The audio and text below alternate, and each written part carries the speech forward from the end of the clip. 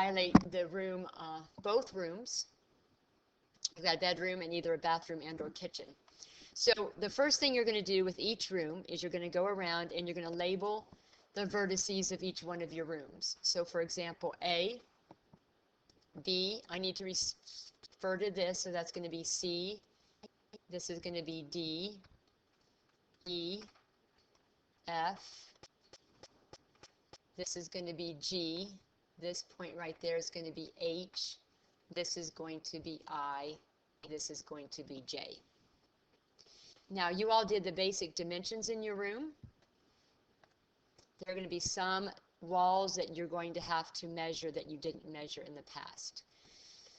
So if my measurements, suppose my measurement here happened to be 11/8 of an inch. And let's say I measured from here to here earlier at 12/8 of an inch. This wall you didn't measure. This wall is going to have to be measured. So we'll say that that is 8/8 of an inch. This part right here is 2/8 of an inch. Now this would be 11/8 of an inch. This again would be 2/8 of an inch. You're going to need to measure this. Let's say this is 1.58 inches, and let's say this is 2/8 inches. And then you're going to need that little spot right there, and let's call that 1/8 of an inch. So whatever is not measured, you're going to need to measure. You will most likely need to do the doorway, or at least know how wide it is, so you know where to, once you get this segment, how far you have to till you start that segment. So our doorway is 3/8 of an inch. All right, so that's label the vertices. We've got all of our dimensions. Now on plain paper, not on notebook paper, get a piece of computer paper, you're going to enlarge each room for which you're responsible. That's two of them. One's a bedroom and one's a bathroom or a kitchen. You're going to use the measurements you found in Unit 1 and whatever else you had to add. If the rubric from Unit 1 did not have 4s as scores for your measurements, you need to correct your measurements and before you enlarge your room. Only one room per side of, and it's not graph paper, it should be regular paper. All right, you're going to thoroughly describe the dilation using correct vocabulary, notation, and scale factor. You determine the scale factor. Do you want to double it? Do you want to multiply it by 4? Do you want the scale factor to be 8? But you got to remember that if you multiply by 8, I'm going to have to use 12 inches, and if I use a piece of computer paper, I believe that's 8 by 11. You're more than welcome to do that. You're just going to have to get yourself some larger paper, or tape several pieces together. So let me address, I think I'm going to show this using 4. Thoroughly describe using correct vocabulary and notation. So this is why we did our labels. So I'm going to do a dilation of scale factor 4, and I'm going to do of segment AB, or wall AB. And so what I do is I'm going to take my 11/8 inches, and then I'm going to multiply by 4, which gives me 44/8 inches, and 44/8 is 5.5 inches. And I'm going to continue to do this for every single wall that is here. So now I'm going to do BC. BC was 2/8 inch times my scale factor of 4 is going to give me 2/2 inches, or 1 inch. Then I'm going to do CD. I'm going to do a dilation scale factor 4 of segment CD, and CD was 12/8 inch times 4, and that is going to be 6 inches. As I continue moving around my picture, a dilation 4 of DE is going to be 11 inches over 8 times 4, or 5.5 inches. Then we've got a dilation of 4 for segment EF, and that's going to be 8/8 inch times 4/1, which is going to be 2 inches. And you continue that for all the other ones, okay, etc. I'm not finished. I would have more to do. This is showing me the correct notation. This is showing me the scale factor. And by labeling the vertices, I can tell that you did them all. You can tell that you did them all. So then what you're going to do is you are going to start to draw your picture. And I'm going to see, I don't think I've got. All right, so here are my measurements. So what I'm going to do now is I'm going to start to draw. So I'm going to get a ruler, which I'm going to need, and I'm going to get a protractor. So here's my ruler. And here is my protractor. Talk about the protractor in a minute.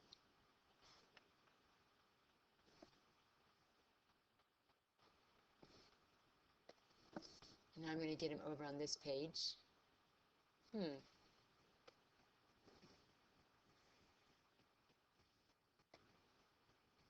I lost my protractor. All right, so let me get another protractor.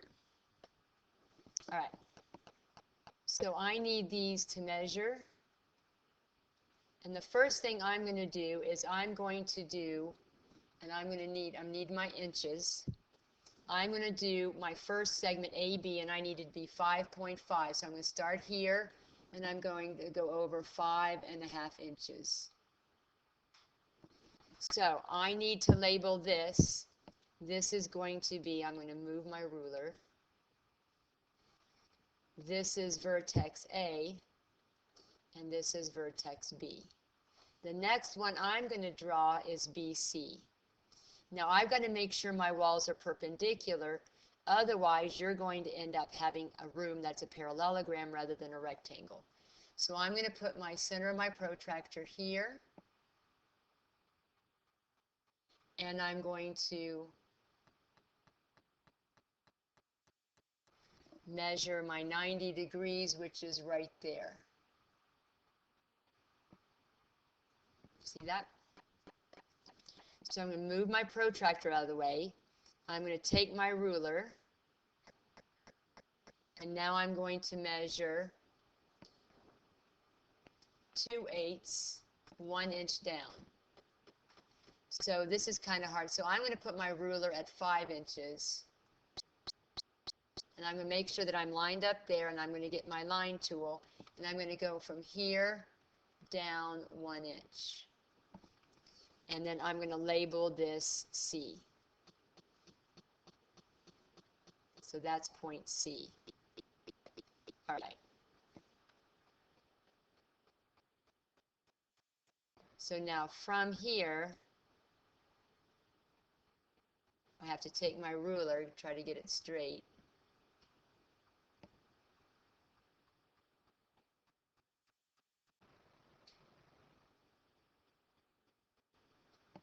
There. And now I'm going to do CD. And CD is supposed to be 6 inches. So I'm going to start here. Notice I'm going to have my ruler lined up so it's 90 degrees. I'm going to make sure that I'm on 0. So now we're going to take this segment and we're going to go down 6 inches. All right. And I'm going to move my ruler out of the way. This should be right there. All right, notice I'm on my 90-degree mark, and that should be D. So now I'm going to label this D. My next segment needs to be 5.5 inches. So I'm going to get my ruler turned, maybe. So it'll be ready.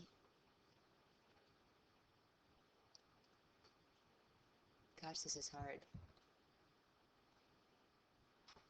All right, I'm going to bring my protractor down. And I'm going to rotate it because I need 90 degrees. So my 90-degree mark is here again.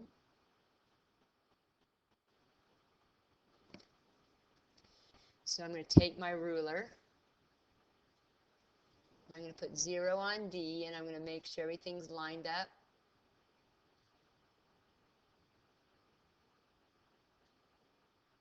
and I'm going to go over 5.5 inches.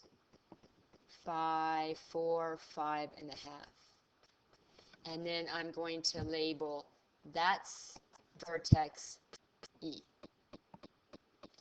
And you keep doing that until you get your floor plan drawn.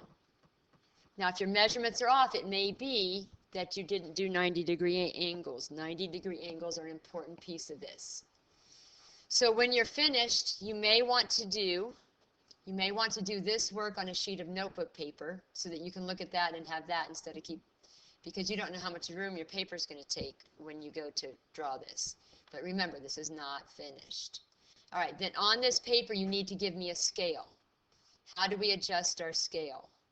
Our scale used to be 1/8 inch was equal to 1 foot. What we did now is we blew this scale up 4 times, so 4/8 of an inch is equal to 1 foot, or 1/2 an inch is equal to 1 foot. So I need somewhere on your floor plan, I need you to tell me what the scale was. So that does that part. Now you also have to do the same thing to your bathroom or your kitchen on the opposite side of the paper. Let's look at your barn quilt. All right, on your barn quilt, let me get this off dual screen. On your barn quilt, I've asked you to create a geometric design on graph paper. Your design should include 2 or more of the following transformations: translations, rotations, glide reflections, dilations, composition, and or figure symmetry. The quilt must contain 2 congruent triangles, one labeled triangle ABC, the other DEF. You're going to describe in detail the transformation and figure symmetry for the translations. For the translations, you're going to write the rule using correct notation, rotations, the right rule, the reflections, etc. You will color your quilt. So you describe this before coloring. Then you color. Then you look at your transformations again that you described in step 2 and describe if they were limited. Maybe you no longer have any reflection. Maybe you no longer have any rotation, but you need to let me know. All right, the key to being successful on this one is to make sure that you plan this and plan this with symmetry. So I'm going to choose, you definitely are going to want a coordinate plane because you're going to have to describe your reflections, and you've got to show me what the x-axis and what the y-axis. This is going to be my x-axis, this is going to be my y-axis. And then you create, do whatever your little heart desires. So if I choose to come up here, and then I choose to go over here, I've got to make sure that on the other side, if I want reflectional symmetry, let's put it that way, if you don't need to do this then I need to make sure that when I fold that this is truly reflected. So this is over 2, that's over 2. So if I do another one, I'm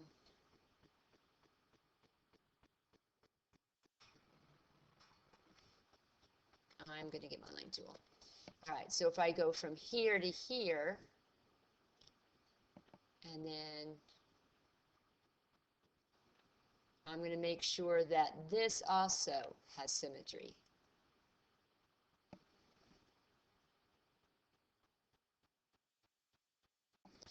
And I can do the same thing here. And I'm thinking I'm running out of room.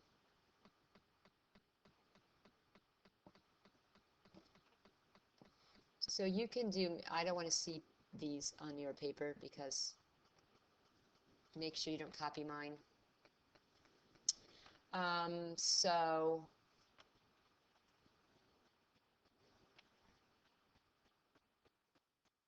I have made sure that this was, so I have reflectional symmetry and I have rotational symmetry.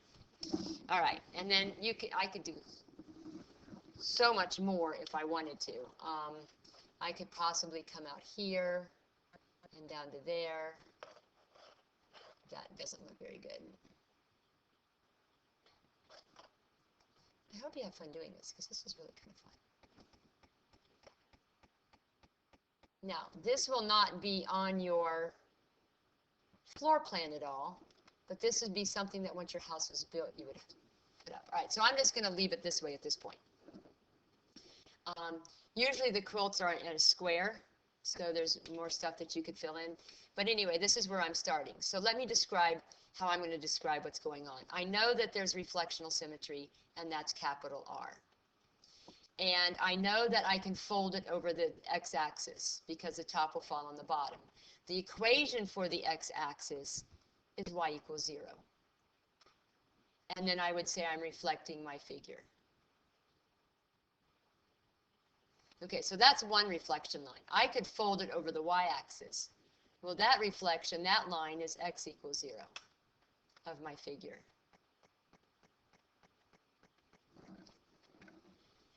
Then I do believe, and I'm just drawing this for my benefit, I believe we have a line of symmetry here, and I believe we have a line of symmetry there. You don't have to draw them in, but this is going to help me write the equation. So I'm going to write the equation of this line. So this, we are looking at y equals mx plus b. My y-intercept is the origin, so I'm going to put 0. I'm going to count my slope. This is up 1 over 1, up 1 over 1. So that's going to be a positive 1x. So that reflection line is going to be y equals x. And again, this is of my figure. Now, that one, I've just done this reflection line, so I'm going to get rid of it. Now I need to do that reflection line. So I'm going to look at this similar way. Mx plus b is my y. So again, I'm at 0, 0, but now my slope is down 1 over 1. So it's going to be negative x. So now I also have the reflectional symmetry of y equals negative x, and this is going to be of my figure. All right, I also have rotational symmetry. I do believe that if I were to rotate, let's see, I'm going to mess up my picture, that this part right here, and right there, and right here, if I were to rotate it, would fall right there. Let me color it in green. Yellow, if I were to rotate it, would fall on green. All right, I could rotate yellow all the way over here, but when you do your rotational symmetry, it should be a single rule, and it should be the smallest number of degrees that you can rotate. If you recall, rotational symmetry is lowercase r, and I am rotating 90 degrees, and I'm doing that about the origin. O is the origin, and that would be of my figure. So that is the symmetry and the rotational symmetry for my figure before it's colored. Now, if I choose to color, let me get a different pen. I will take green. Maybe I would. All right. So if I choose to color this green, bear with me. You all color better than I'm coloring. And I choose to color this green. Isn't that pretty?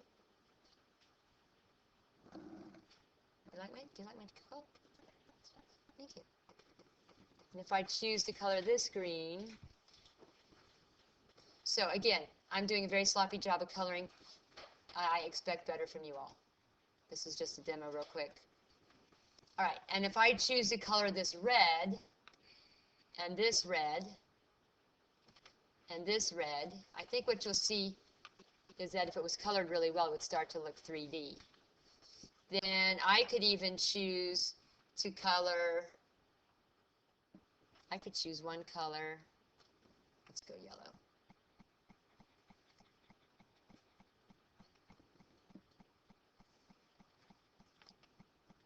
All right, so if we look at this colored, now the next question is, have my transformations changed? So if we were to fold on the y-axis or the x-axis, red needs to fall on red for it still to be symmetrical with color, and it is not. If I were to fold on the y-axis, green should fall on green, and it doesn't.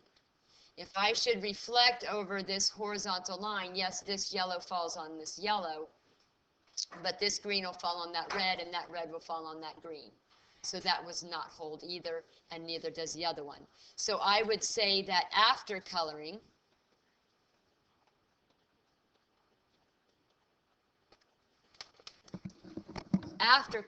all my rotational symmetry is gone. No, I'm sorry, not rotational. Reflectional symmetry is gone. Reflectional symmetry gone. However, if I rotate, red will fall on red, green will fall on green, yellow will fall on yellow, so I still have the rotational symmetry of 90 degrees about the origin. All right, so if you really want to get fancy, you could tell me that I have rotational symmetry of pi over 2 about the origin of my figure, because that would be 90 degrees in radian measure. That's cool. So hopefully that sheds some light on what needs to be done. And if we go back up here, oh, I need two congruent triangles. So I've colored my quilt, I've described it, I have not labeled my triangles. So you need these two congruent triangles for a new unit. So I'm going to label this A, B, C. Now I'm going to do this D. So if you don't have two separate triangles, see, mine share a side. I have triangle ABD, and I have triangle ADC. I'm sorry, this is ABC. So you're more than welcome if you have two triangles that are next to each other. So I've got ABC, and I've got triangle ADC. So just show me this if it deviates from what I said up there. I do have two congruent triangles labeled. And this, I believe, is either Unit 4 or Unit 5 part of the project.